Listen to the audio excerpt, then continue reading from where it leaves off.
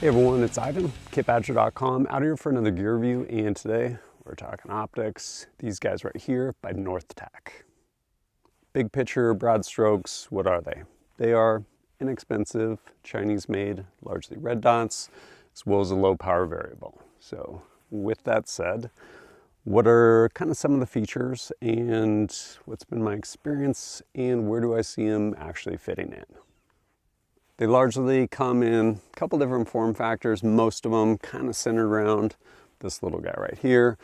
Think kind of micro, aimpoint, T1, T2, something like that. I will say this has has a riser. So for example, this one comes with a riser, so you can actually low mount it if you're gonna put it on something that needs to sit really low, or put that riser on it, bring it up. They also have them that are basically fixed, either absolute co-witness or lower 1/3. Then they have this guy too, probably the most robust just because of the housing on it. Looks kind of, well, kind of EOTech-ish. Still a red dot, not a projected hologram or holographic laser, but yeah, still a red dot. I will say with this one, probably not my favorite battery compartment. It's on the bottom, so you actually have to take it off to zero it, but yeah, it's a red dot. Same with this one, it is a red dot. You can adjust the intensity, believe it 2 MOA dot, and 10 different brightness settings, I wanna say. And it gets pretty bright, like daylight bright. You can drop it all the way down. Can you use it with night vision? You can, I've done it.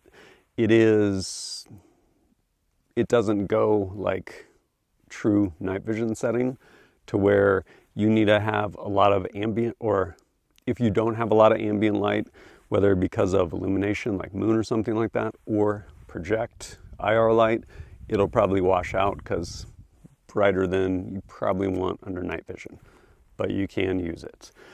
As far as batteries, pretty standard, CR 2032s, 50,000 hour battery life. Is that true? Honestly, I don't know. I'm not going to spend 50,000 hours with these to see if it's true. It probably is, but they kind of get there a different way.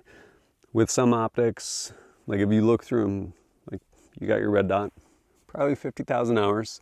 With these, probably 50,000 hours, but honestly, it's hard to tell naked eye, but if you hold like your phone behind it, video like 30 frames a second, you'll see the dots blinking. So probably stretching that battery time out to 50,000 hours.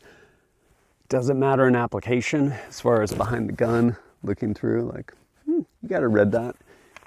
If there's movement, you probably notice it more than if you just have a really solid shooting position.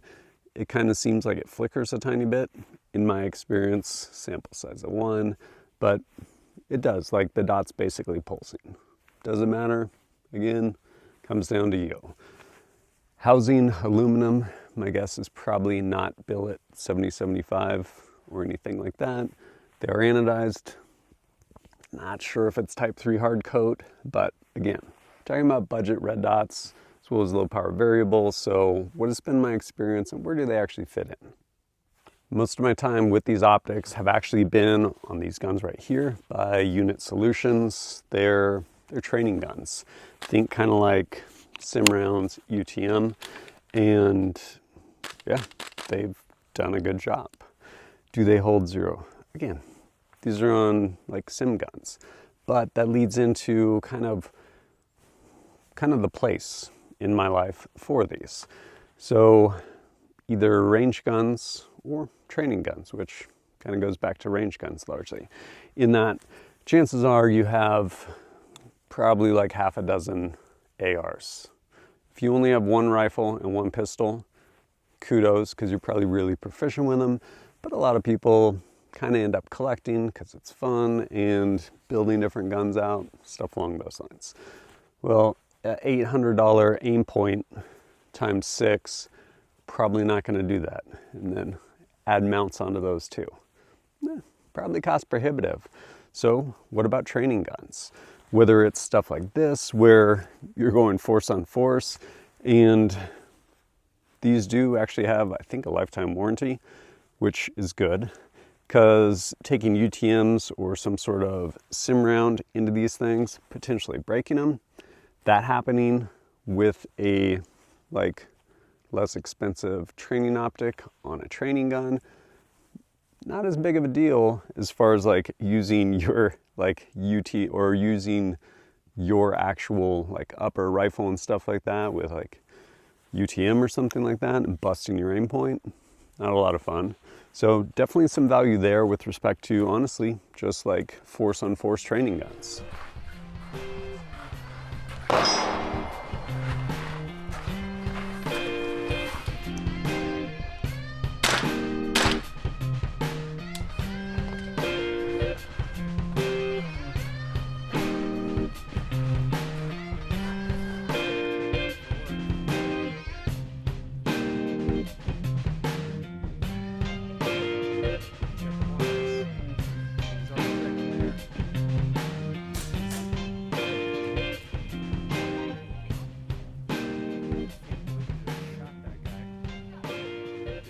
In the other place, range guns. Just fun guns. You're gonna go out and spend time shooting on the range. Whether it's 22s, like don't really want to put a T2 on my son's like M&P 1522. Throw one of those things on it all day long. Or on this little guy, yeah, this thing is a blast. And this being a low power variable, price-wise for this guy, I think it's the most expensive optic of theirs. It's like 130 bucks. Comes with a mount. Is it a Collis or Night Force? It is not. Light transmission? No. Like, it's a $130 low power variable. But is there value there? Yeah, especially on like a 22. Granted, this thing has a, second. Yeah, second focal plane mil dot. Is the mil dot calibrated to 4x on this? I have no idea. Not gonna put it on a precision gun and try and use holds inside this. I'm not going to, but on a little 22, I can totally play around with, especially with arguably how inexpensive ammo is, and figure out holds inside there. The clicks and stuff on here, not very loud, but they are distinct. You can go through, zero this thing out. And there's also dual illumination, which personally I'm not a huge fan of. You can scroll through basically red or green. But again, on a 22, this thing is a ton of fun. The other thing I will say is people get married to the idea of something. By way of example, low power variables. So for 130 bucks, you can put one on a rifle, and yeah, it's gonna be second focal plane. It might not be the reticle you want, but it will allow you to actually play with a low power variable, pretty low cost point, and figure out if that's actually something for you, which it might not be. Big picture, I see these honestly coming in on training guns where they can take a direct hit, not as big of a deal compared to like your optic on your duty gun, or on dedicated range guns, especially 22s where they're a lot of fun. I think there's a place for budget optics because budgets are very real. And depending on how many guns you have, trying to put optics on all of them gets really expensive really quick. And unless you are, say you're using an EOTech where you actually have a reticle, probably know your holds in there. Like largely at the end of the day, a red dot's a red dot with respect to just being behind it. So being able to go out and get good reps on your training gun, with an inexpensive optic, I think there's value there. These guys run, I want to say from like 80 to maybe 100 bucks, mounts included. Not a bad deal. But last but not least, if you appreciate my content and want to support it, greatly appreciate it. Whether it's liking and sharing videos or supporting me directly through Patreon. All that stuff helps me go out and create more content for you. But as always, thanks for joining us at kitbadger.com. Look forward to seeing you next time.